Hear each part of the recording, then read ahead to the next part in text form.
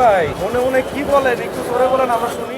শাহবাগ থানার রিয়াজ হত্যা মামলায় গ্রেপ্তার দেখানো হয়েছে সাবেক আইসিটি প্রতিমন্ত্রী জুনায়েদ আহমেদ পলককে।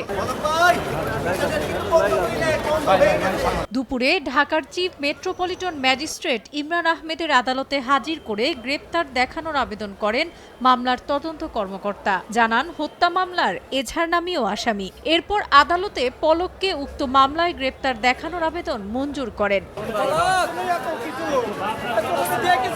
সে সময় পলক আদালতের উদ্দেশ্যে কিছু বলতে চান। আদালত অনুমতি দিলে তিনি জানান, কাশিমপুর হাই সিকিউরিটি কারাগারে তিনি ডিভিশন পাচ্ছে না। 5 হাত লম্বা 4 হাত চওড়া সেলে তাকে রাখা হয়েছে।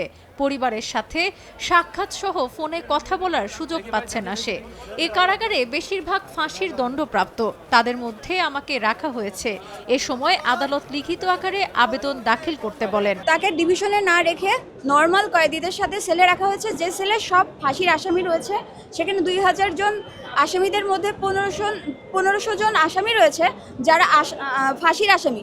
এমন ধরনের একটা জায়গায় তাকে রাখা হয়েছে। সপ্তাহে প্রত্যেকটা আসামি তার পরিবারের সাথে কথা বলার সুযোগ থাকে।